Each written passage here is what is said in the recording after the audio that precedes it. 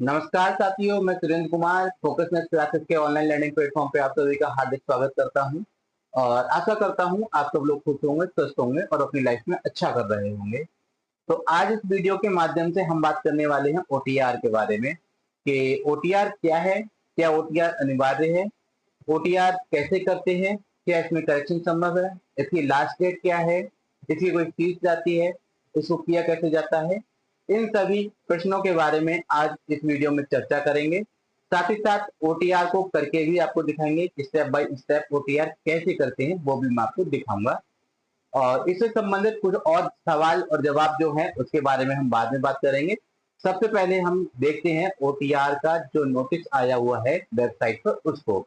तो सबसे पहले हम एक काम करते हैं, वेबसाइट पर चलते हैं। वेबसाइट पर जाने के लिए आपको क्या करना होगा, आप अपने चाहे आपका मोबाइल फोन हो या चाहे आपके पास लैपटॉप या पीसी हो, कंप्यूटर हो, उसमें आप जाएं, क्रोम खोलें या कोई और ब्राउजर भी खोल सकते हैं। उस पर आप टाइप करें यूपी पीवी पीवी। इसका मतलब क्या है, मतलब Uttar Pradesh police recruitment and promotion board. तो इस पे आप टैप करेंगे, उसके बाद आप सर्च करें इसे। सर्च करेंगे तो सबसे पहले आपके सामने इस प्रकार का इंटरफेस तो हो जाएगा। आपको क्या करना है, जो सबसे पहली वेबसाइट दिख रही है आप उस पर जाएं, uptvp.gov.in। ठीक है, जैसे ही मैं इस पर टैप करता हूँ, तो आपके सामने इस प्रकार का इंटरफेस आ जाएगा। अब करना क्या है आपको, इस इंटरफेस में आपके सामने बहुत सारी चीज दिख रही होंगी। तो हम सबसे पहले नोटिस देखते हैं, उसके बाद ओटीआर फिलअप कैसे करेंगे वो हम उसके बारे में बाद में बात करेंगे। पहले नोटिस देख लेते हैं। तो नोटिस पे देखने के लिए क्या करना होगा, ये बहुत सारे सेक्शंस आपको दिख रहे हैं, इसमें नोटिस वाले सेक्शन में जाएंगे, एक नया टैब ओपन होगा। नोटिस, बहुत सारे नोटिस हैं जिसमें से आपको जनरल नोटिस में आना है और लेटेस्ट नोटिस। ओके, जैसे ही आप इस पर टैप करते हैं, इधर आप देखेंगे कि आपके सामने कुछ एक नोटिफिकेशन या कुछ एक नोटिस ओपन हो जाएंगे। तो ये लिखा हुआ है उत्तर प्रदेश पुलिस भर्ती एंड प्रोन्नति बोर्ड, मतलब promotional board, one time registration OTR के बारे में उन्होंने बात की है। तो इस पर मैं नोटिस बोर्ड पे दबा देता हूँ। जैसे ही आप नोटिस बोर्ड पर दबाते हैं, आपके सामने ये वेबसाइट नोटिस या मैं पीडीएफ खुल जाता है। पीडीएफ में क्या लिखा हुआ है, पीडीएफ में मोटा मोटी बात करें तो इन्होंने ये लिखा हुआ है कि आपका जो वन टाइम ओटीआर सिस्टम जो है वो अब इस बोर्ड में लागू किया जाएगा। ठीक है, याद रखना वैकेंसी ओटीआर के बाद आ जाएंगी। ओटीआर करा रहे हैं इसका मतलब कहीं ना कहीं उनकी प्लानिंग चल रही है। पुलिस भर्ती, चाहे वो जेल वार्डन की हो, एसआई की हो, कांस्टेबल की हो, उनके बारे में उन्होंने थोड़ा बहुत फोकस करके रखा हुआ है। तो कह रहे हैं कि उत्तर प्रदेश पुलिस भर्ती बोर्ड के द्वारा अभ्यर्थियों के व्यापक हित में चयन हेतु आवेदन करने की प्रक्रिया को सुविधाजनक और सरल, पारदर्शी व सुगम बनाने की दृष्टि से ओटीआर प्रणाली दिनांक 31/7/2025, मतलब आपका पिछले महीने की आखिरी तारीख से शुरू की गई है या फिर लागू किए जाने का निर्णय लिया गया है। ठीक है, आपके ओटीआर शुरू हो चुके हैं, आप जल्दी से जल्दी अपना ओटीआर कर लें। याद रखना, ओटीआर करते टाइम आप प्रॉपर टाइम लें, एकदम रिलैक्स होके आप अपना ओटीआर करना शुरू करें, जिससे किसी भी प्रकार का कोई भी मिस्टेक ना हो। ठीक है, और इसके बारे में कुछ एक जो इम्पोर्टेंट क्वेश्चंस हैं मैं आपको आगे बताऊंगा उनके बारे में। उन्होंने कहा उत्तर प्रदेश पुलिस भर्ती बोर्ड द्वारा भविष्य के समस्त ऑनलाइन आवेदन, जैसा कि मैंने आपको बताया था, जितने भी वैकेंसी जाएंगी उनमें आवेदन में आपको ओटीआर देना होगा। भर्ती हेतु अभ्यर्थी को वन टाइम ओटीआर अनिवार्य है। ठीक है, एक बार पंजीकरण के पश्चात अभ्यर्थी को अलग अलग भर्तियों में आवेदन करने हेतु अपना व्यक्तिगत विवरण जैसे कि नाम, पिता का नाम, जाति आदि जो डिटेल्स है उसको दोबारा भरने की जरूरत नहीं है। आप सिर्फ एक नंबर देंगे और सारी डिटेल अपने आप आ जाएगी। ठीक है, आपको जाना है अभ्यर्थी द्वारा बोर्ड की वेबसाइट uptvp.gov.in पर जाकर आप अपना ओटीआर कर सकते हैं। सॉरी, ये गलती से दब गया तो मैं वापस वहीं पर आ गया।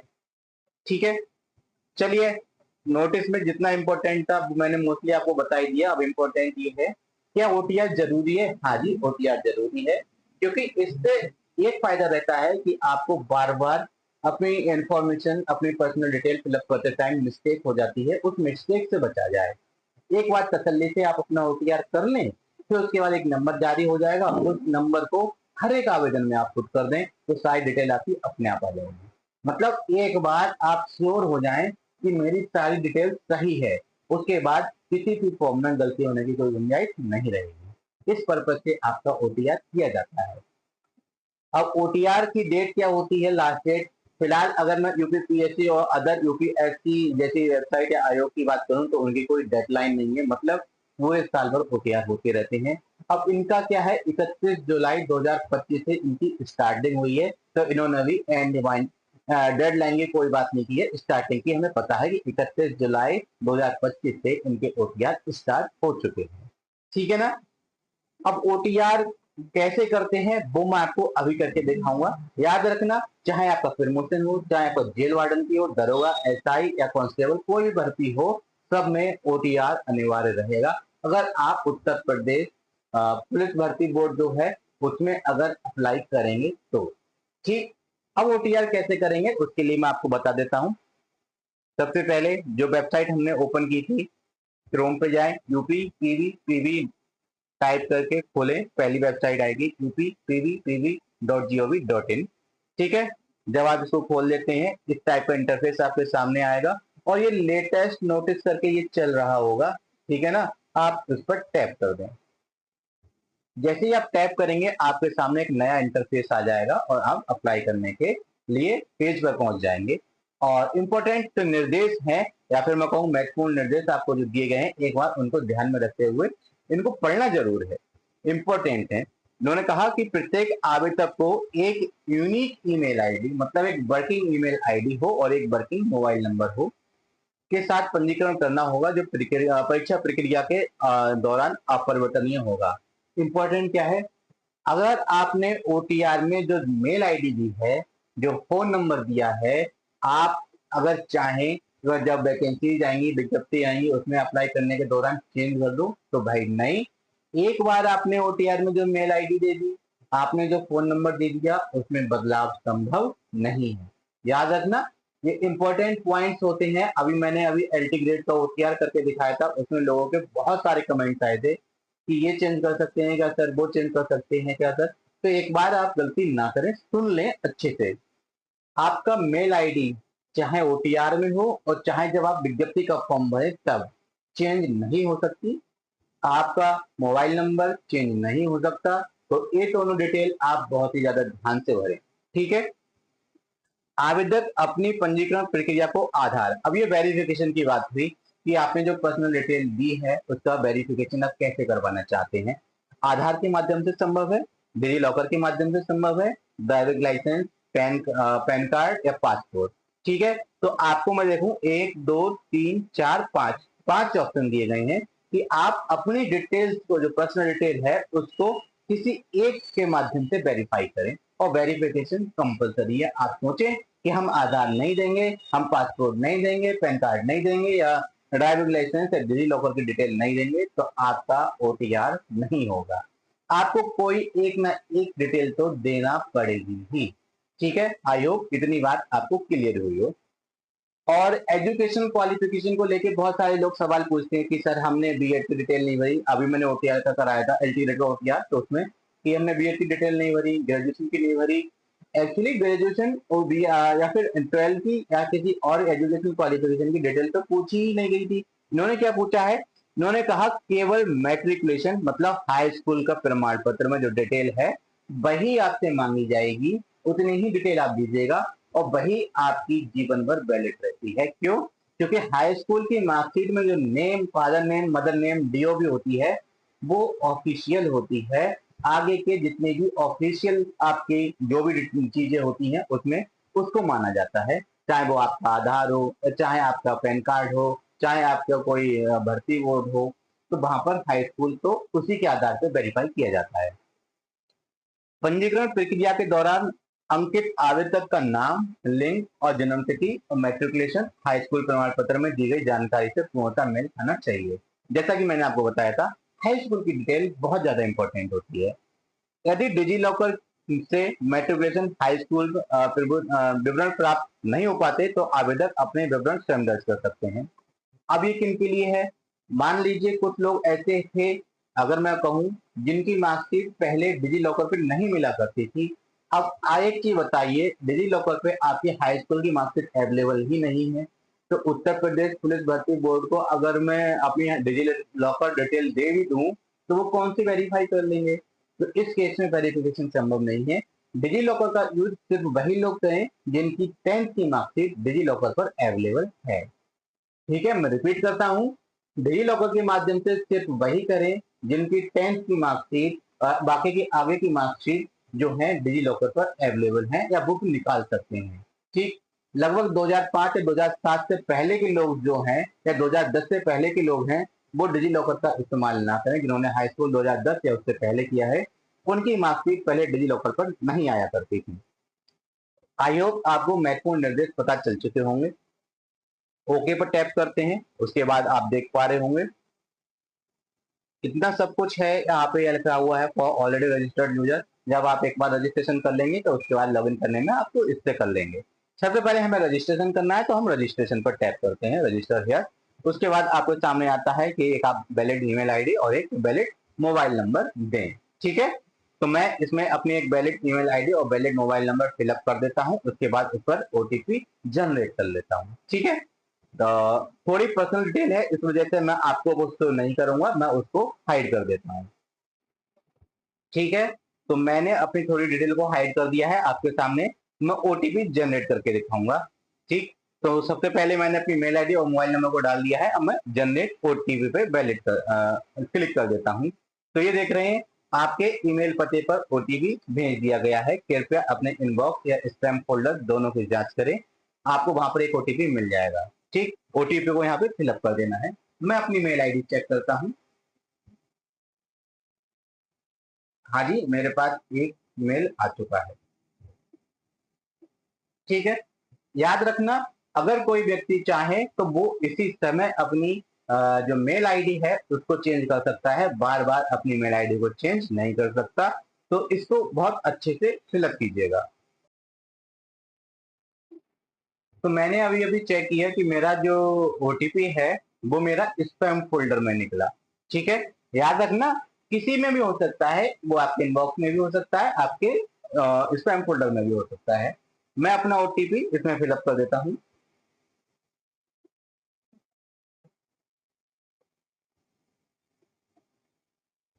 ठीक है, अब जो मेरा मोबाइल नंबर है उस मोबाइल नंबर पे भी मैं अपना ओटीपी ले लेता हूँ या फिर मैं वेरीफाई करने की प्रोसेस करता हूँ। देखते हैं क्या एक के ओटीपी से हो जाएगा। नहीं, आपको दोनों वेरीफाई अलग अलग करना कंपलसरी है। ठीक है, तो मैं मोबाइल नंबर पर भी ओटीपी ले लेता हूँ। तो मोबाइल नंबर को ओटीपी लेने के लिए आपको क्या करना होगा, गेट ओटीपी पर या फिर आपको दबाना होगा जनरेट मोबाइल ओटीपी। मैंने इस पर टैप किया, कह रहे हैं क्या आपके मोबाइल नंबर पर ओटीपी भेज दिया गया है। मैं चेक कर लेता हूँ। हाँ जी, मेरे पास एक ओटीपी आया है, उसको इसमें फिलअप कर देता हूँ।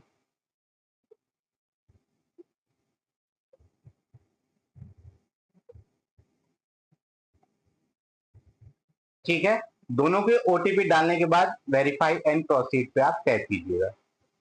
ठीक, कह रहे हैं ओटीपी सत्यापन सफल रहा, ओटीपी वेरिफिकेशन सक्सेसफुल। मतलब अब आपका ओटीपी जितना भी मेल आईडी और फोन नंबर का था वो वेरीफाई हो गया।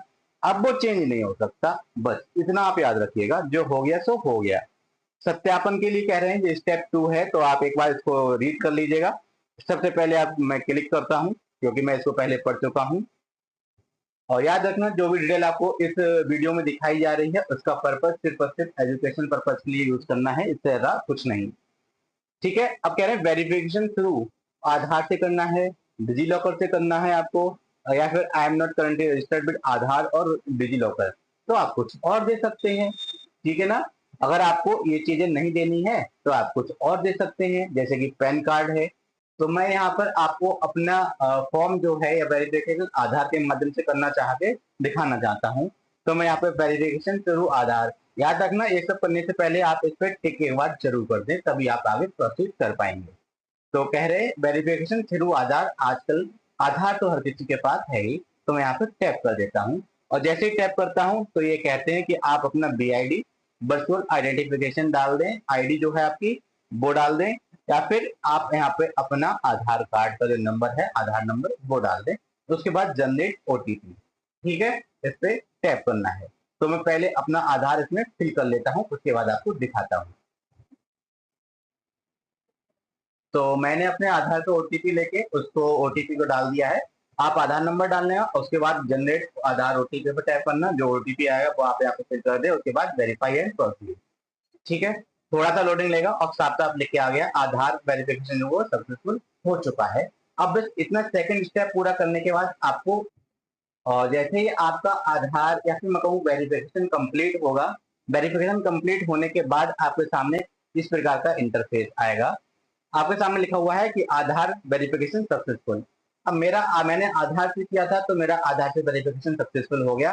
तो आप देखेंगे क्या कि मेरा जो व्यक्तिगत विवरण है या व्यक्तिगत जानकारी, पर्सनल इंफॉर्मेशन है, वो ऑटोमेटिक ही इसमें आ जाएगी। ठीक है, तो आपको ये सारी डिटेल अपने आप से भरनी नहीं है, आपको री वेरीफाई करके यहाँ पर डिटेल भरनी है हाई स्कूल के जो सर्टिफिकेट है उसके अकॉर्डिंग। फिर ये दोनों को आपस में मैच करेंगे। ठीक, तो उससे पहले मैं नेशनलिटी को चूज कर लेता हूँ। आपको तो इंडियन ही चूज करना है, हम लोग इंडियन ही हैं। ठीक, उसके बाद आप यहाँ पे अपना फुल नेम डाल दीजिएगा, जो आपका फुल नेम हो। ऐसा नहीं है कि फर्स्ट सेकंड थर्ड नेम करके डालें, नहीं, जो पूरा नाम है पूरा नाम डालें। मेरा नाम सुरेंद्र कुमार है तो मैं पूरा नाम सुरेंद्र कुमार डाल दूंगा।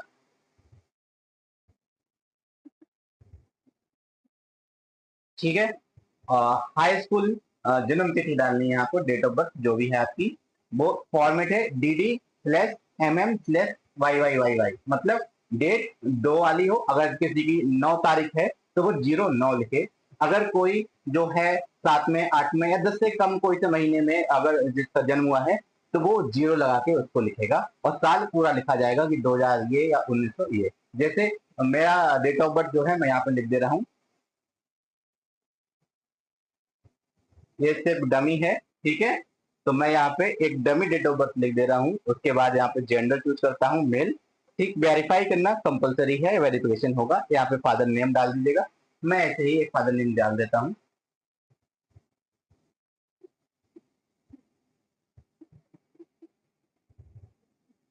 ठीक, और याद रखना, अगर आप ऐसे ही डालेंगे जैसे मैंने आपको कहा अभी, तो वो आपका वेरीफाई नहीं होगा, और वेरीफाई नहीं होगा तो आपका ओटीआर सक्सेसफुल नहीं होगा। तो यहाँ पे आप अपना एक्यूरेट ही फिलअप करें।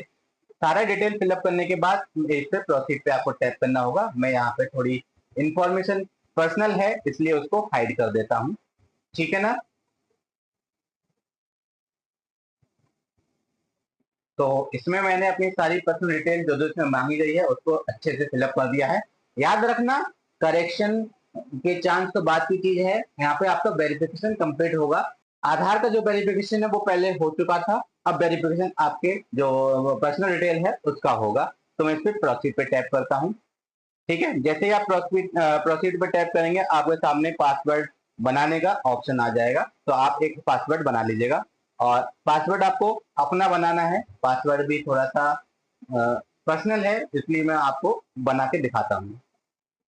एक चीज मेरी याद रखना है, एक जो सिक्योर पासवर्ड होता है वो पासवर्ड आपका सिक्योर इस फॉर्मेट में रहता है। जैसे ये तो ऑटोमेटिक आ जा रहा है, यहाँ पर अगर आप पीसी में कर रहे हैं तो चूज योर ऑन पे आप टैप कर दीजिएगा, फिर इस प्रकार की कोई भी दिक्कत नहीं आएगी। मोबाइल में इस टाइप की दिक्कतें नहीं आती हैं, अगर आती भी हैं तो चूज योर ऑन पे आप टैप कर दीजिएगा। तो मैं क्या करूंगा, मैं अपना इसमें पासवर्ड फिलअप करता हूँ।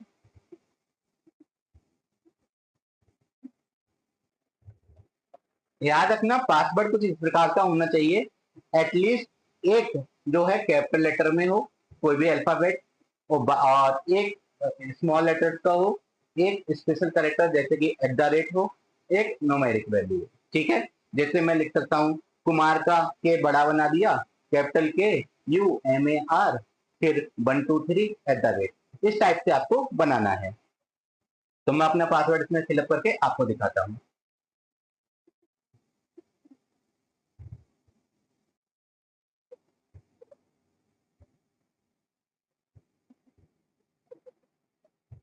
ठीक है, अगर आप एक्यूरेट भरते हैं तो यहाँ पे आपका राइट टिक आ जाएगा। उसके बाद आप यहाँ पे जो कैप्चा है उस कैप्चा को भरें, और टैग भरने का नहीं है, आपको यहाँ वेरीफाई करना है कि आई एम नॉट अ रोबोट। ठीक है, थोड़ा सा जूम किया हुआ है तो मैं इसको थोड़ा छोटा कर देता हूँ।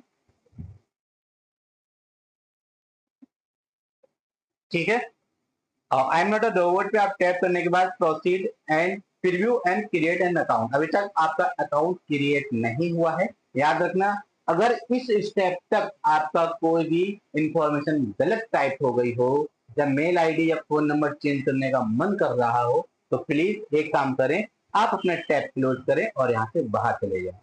ठीक है, फिर आपको ये सारा प्रोसेस जो आपने यहाँ तक किया था वो सारे स्टेप्स वापस से करने होंगे। अभी तक आपका कोई भी किसी प्रकार का अकाउंट क्रिएट नहीं हुआ है तो आप जितने मन मर्जी ओटीपी लेकर अपने same phone number same mail ID पर जितनी बार चाहें उतनी बार आप इसको ट्राई कर सकते हैं। ठीक है, मैं फिर से दोहराता हूं, अभी आपका अकाउंट क्रिएट नहीं हुआ है, आप मन मर्जी इसमें करेक्शन कर सकते हैं। ठीक, तो मैं एक बार इस पे आगे टैप करता हूं, इस पे करने के बाद प्रीव्यू लेता हूं और एंड क्रिएट एन अकाउंट पर टैप कर देता हूं। ठीक, तो आप देख रहे हैं मेरे सामने मेरा डिटेल शो हो चुका है, नेम मेरा आ चुका है, डेट ऑफ बर्थ आ चुकी है, मेल एंड फादर नेम आ चुका है। इस पे उसके बाद मैंने उपरोक्त विवरणों की पुनः जांच की है और उन्हें सही पाया। I have recheck all detail and found them to be correct. ठीक, अगर कोई दिक्कत है तो आप इसे एडिट कर लीजिए। ठीक है ना, मैं आपको क्या करना है, आपको एडिट पे टैप कर लेना है। अगर आपको कोई मन में लग रहा हो, कोई शंका रह गई हो कि हाँ यार कोई चीज गड़बड़ है, ठीक है, तो ओके करने से पहले, क्रिएट करने से पहले रीचेक जरूर किया कीजिए। क्या पता कोई दिक्कत हो गई हो, कोई मिस्टेक आपसे हो गई हो, क्योंकि बहुत सारे लोग कहते हैं सर अब मिस्टेक हो गई, तो बोला अच्छा नहीं लगता। मिस्टेक हो ही क्यों गई, इतनी सीरियस चीज है, तो मैं एक बार इसको रीचेक करना चाहूंगा और रीचेक करने के लिए मैं इसको थोड़ा सा पॉज करना चाहूंगा। तो मैंने अपनी सारी डिटेल को दो बार अच्छे से चेक किया है और मैंने पाया है कि मेरी सारी डिटेल ठीक है। ठीक है, अब मैं श्योर हूँ मेरे द्वारा जो विवरण दिया गया है, जो डिटेल दी गई है वो 100% एक्यूरेट है, करेक्ट है, सही है। तो मैं आगे जाना चाहूंगा, preview and create an account पे टैप करूंगा, उसके बाद इस पे टिक कर दूंगा, I have rechecked the above details and found them to be correct. ठीक है, अभी तक मेरा अकाउंट क्रिएट नहीं हुआ है, मन मर्जी करेक्शन कर लीजिएगा, कोई दिक्कत हो जल्दी से टैब क्लोज किया और वापस से फिलअप सब कुछ कर लिया। ओके, तो एक बार फिर से देख लीजिएगा, आप अपने नाम की जो स्पेलिंग है तो स्पेलिंग मिस्टेक हुई हो ना हो, अगर आपकी कोई स्पेलिंग मिस्टेक होती हुई है तो ये आपकी ऑटोमेटिकली यहाँ से हट जाएगा, यहाँ तक आप आएंगे नहीं, क्योंकि आपने आधार दिया है और आधार के साथ साथ अगर आप कुछ और देते हैं तो उससे आपका ये वेरीफाई हो जाएगा। तो मैं यहाँ क्रिएट करता हूँ, क्रिएट एन अकाउंट पे टैप कर देता हूँ। ठीक है, अब ये क्या करें कि आपका details filled on the creation या फिर create an account from including email address and mobile number can not be modified at any stage of the recruitment process once account is created, do you want to proceed. मतलब क्या है कि आपने जो account create करने में जो detail दी है, जैसे कि मेल आईडी और फोन नंबर, वो अब आपका कभी चेंज नहीं हो सकता, आपको वो रखना पड़ेगा। ठीक है ना, अगर आपको इस बोर्ड पर, इस वेबसाइट पर आने वाली विज्ञापन भर्ती या प्रमोशन में भाग लेना है तो ठीक है, मैं इस पर राजी हूँ। तो मैं आपसे पूछ रहे हैं do you want to proceed, आप प्रोसीड पर टैप कर दीजिएगा और आपका अकाउंट क्रिएट हो जाएगा। ये पासवर्ड सेव करने को कहेगा, मेरे पास अभी अभी मैं देखता हूँ मेरा ओटीआर एक मैसेज आया है, अगर आप दिखा तो नहीं सकता, मेरे पास उतना अच्छा कैमरा नहीं है, तो एक आया है dear user you have created account successfully, please log in using your details. ठीक, अब मैं क्या करूंगा, मैं अपने अकाउंट में लॉग इन करना चाहूंगा, लॉग इन करके मैं आपको दिखाना चाहता हूँ कैसे लॉग इन करेंगे। तो फिर से भाई उसी वेबसाइट पे आप लौट आए, जैसे ही आप लौट आएंगे तो कह रहे हैं log in with account, log in with Aadhaar ID या log in with DigiLocker. ठीक है, अब मैं आपको लॉग इन करके दिखाता हूँ। सबसे पहले इसमें थोड़ा सा पॉज करता हूँ, तो इस इंटरफेस में मैं इसमें से अपना लॉग इन विद अकाउंट, क्योंकि मैंने अभी अभी अपना अकाउंट क्रिएट किया है, उस पर टैप करना चाहूंगा। आप चाहें तो आधार के थ्रू, आधार पे ओटीपी लेकर कर सकते हैं या डिजी लॉकर के माध्यम से इसमें लॉग इन कर सकते हैं। तो मैं लॉग इन विद अकाउंट पर टैप करूंगा तो मैं देखूंगा कि मेरे सामने दो ऑप्शन आएंगे कि आप अपना जो रजिस्टर्ड मोबाइल नंबर है वो डालिए या ईमेल आईडी डालिए, और जो आपने पासवर्ड क्रिएट किया है वो आप इसमें डाल दीजिए। मैं दोनों डिटेल डाल के इसमें अभी आपको लॉग इन करके दिखाता हूँ। तो इसमें मैंने जो मोबाइल नंबर रजिस्टर किया था उसको मैंने इसमें फिल कर दिया है, और फिल करने के बाद अपना पासवर्ड जो क्रिएट किया था, मैंने आपको पहले बताया था कुमार लिखा, कुमार का कैपिटल के बनाया, उसके बाद सारे स्मॉल में बना दिए, उसके बाद 1 2 3 लगा दिया, उसके बाद @ इस फॉर्मेट में आपको अपना पासवर्ड बनाना है। ये पासवर्ड बनाने के बाद इसमें मैंने पासवर्ड डाल दिया क्योंकि मुझे याद रहा। उसके बाद आई एम नॉट अ रोबोट पे टैप करना है और उसके बाद लॉग इन पर टैप कर देना है। जैसे ही आपको ये पासवर्ड सेव करने के लिए अगर आपको आता है तो आप वो कैंसिल कर दीजिएगा। जैसे आप लॉगिन पर टैप करेंगे आपके लिए आएगा 2 फैक्टर ऑथेंटिकेशन, मतलब आप इस पे या तो ओटीपी एक लेंगे, आपने पासवर्ड लिया, पासवर्ड से वेरीफाई करा, ओके। इसे 2 स्टेप या 2 फैक्टर ऑथेंटिकेशन जो होता है उसका मतलब है कि किसी भी चीज में लॉगिन करने के लिए आपको 2 बार ओटीपी लेने होंगे, या फिर आपको 2 चीजें यूज करनी होंगी। जैसे मैंने एक पासवर्ड यूज किया, ओके 1 हो गया, दूसरा मुझे एक ओटीपी लेना होगा किसी भी इंफॉर्मेशन पे। तो मैं चाहता हूँ कि ओटीपी मैं अपने फोन नंबर पे लूँ, तो इन्होंने वो मैंने उससे ओटीपी फोन नंबर पे ले लिया। एक ओटीपी मेरे फोन नंबर पे आ भी गया है, वो उसको फिल कर देता हूं मैं। ठीक है, तो जो ओटीपी आया था उसको सही सही मैंने इसमें फिल कर दिया है। उसके बाद मैं इस पे लॉगिन पर टैप कर देता हूँ। जैसे ही मैं लॉगिन पर टैप करता हूँ अब मैं अपने अकाउंट में आ चुका हूँ। ठीक, अब ये क्या कह रहे हैं, जनरल इंस्ट्रक्शन है, गलतियों से बचने के लिए ऑनलाइन आवेदन भरने से पहले विज्ञप्ति में दी गई सभी जानकारी निर्देशों को ध्यान से पढ़े। मतलब जितने भी आपके रूल्स एंड इंस्ट्रक्शंस हैं, रेगुलेशंस हैं, उनको केयरफुली आप रीड कर लें, उसके बाद ही आगे प्रोसीड करें। ठीक है, अब ये कुछ निर्देश हैं, आप इनको अच्छे से पढ़ लीजिएगा। ऑनलाइन एप्लीकेशन या एप्लीकेशन हिस्ट्री जो भी है आपको मिल जाएगा। मैं ऑनलाइन एप्लीकेशन पे टैप करता हूँ, देखता हूँ क्या चीज आती है। तो क्या कह रहे हैं, अंतिम समय की भीड़ से बचने के लिए आपको सलाह दी जाती है कि आप अपना ऑनलाइन आवेदन अंतिम तिथि से बहुत पहले ही सबमिट कर दें। यदि आवेदक किसी भी कारण से अंतिम तिथि के भीतर शुल्क के भुगतान सहित अपना ऑनलाइन आवेदन सबमिट नहीं कर पाते हैं तो बोर्ड इसके लिए उत्तरदायी नहीं होगा। ठीक है, इसी वजह से इन्होंने ये बनाया है ओटीआर। फिलहाल किसी भी प्रकार का कोई नोटिफिकेशन नहीं है, मैंने अप्लाई भी नहीं किया है, तो अभी तक मुझे जो है इसमें आगे का कोई प्रोसीजर नहीं दिख रहा है। एक तो क्या, जनरल इंस्ट्रक्शन, ओके, उसके बाद ऑनलाइन एप्लीकेशन, ओके, और उसके बाद आपका एप्लीकेशन हिस्ट्री। जैसे आपका यूपीपीएससी की वेबसाइट पर था कि आपने ओटीआर क्रिएट किया, ओटीआर क्रिएट करने के बाद आपको क्या हुआ करता था, एक डिजिट या फिर मैं कहूँ एक बड़ा सा नंबर दिया जाया करता था, वो हुआ करता था आपका ओटीआर। ठीक है, लेकिन इस बोर्ड के माध्यम से ऐसा कुछ भी नहीं किया गया, सिंपल आपके डिटेल को इन्होंने अपने क्लाउड स्टोरेज में सेव कर लिया है। आपको क्या, आपको अपना मोबाइल नंबर याद रखना है, आपको अपनी मेल आईडी याद रखनी है और आपको अपना पासवर्ड याद रखना है। आप इन फ्यूचर जो भी आप लॉगिन करेंगे वो आप इन्हीं तीनों डिटेल के माध्यम से करेंगे, चाहे वो फोन नंबर से करें, चाहे पासवर्ड से करें, ईमेल आईडी से करें, और पासवर्ड और ओटीपी से आपका लॉगिन हो जाएगा। ठीक है, किसी भी प्रकार के रजिस्ट्रेशन नंबर की जरूरत नहीं है, आपका ओटीआर सक्सेसफुली हो चुका है। ठीक है, जब भी आप लॉगिन करेंगे आपको ऑनलाइन एप्लीकेशन अगर कोई एग्जिस्ट कर रहा होगा उस टाइम वो शो हो जाएगा, आप उसमें अप्लाई कर दीजिएगा, और अप्लाई करने के बाद आप अपनी एप्लीकेशन हिस्ट्री को चेक कर सकते हैं। आई होप आपको ओटीआर कैसे करते हैं वो समझ में आ चुका होगा। अब कुछ एक लोग मुझसे ये जरूर सवाल करेंगे कि सर इसमें करेक्शन कैसे करें, तो माफ कीजिएगा, करेक्शन करने के जितने भी चांसेस थे वो आपको पहले मिल चुके थे। अब इसमें किसी प्रकार का कोई करेक्शन करने के लिए ऑप्शन अवेलेबल नहीं है। ठीक है ना, आई होप आपको इट क्लियर हुआ हो कि ओटीआर कैसे कैसे करना है। तो अगर आपको ये वीडियो अच्छा लगा हो तो प्लीज मेरे वीडियो को शेयर अपने दोस्तों या अपने ग्रुप में जरूर कर दीजिएगा। और अगर आपको लगा हो कि मेरा वीडियो जो है या फिर मेरा मेहनत जो है थोड़ी सी क्रेडिट देने लायक है तो प्लीज मेरे चैनल को सब्सक्राइब जरूर कर दीजिएगा और बेल आइकन जरूर दबा दें। ऐसे ही और भी इंफॉर्मेटिव वीडियोस पाने के लिए प्लीज मेरे चैनल से जुड़े रहें। आप चाहें तो मेरा टेलीग्राम चैनल जो है वो उसको ज्वाइन कर सकते हैं, इसका लिंक जो है मैं अपने डिस्क्रिप्शन बॉक्स में दे दूंगा। Thank you, thank you, thanks for watching.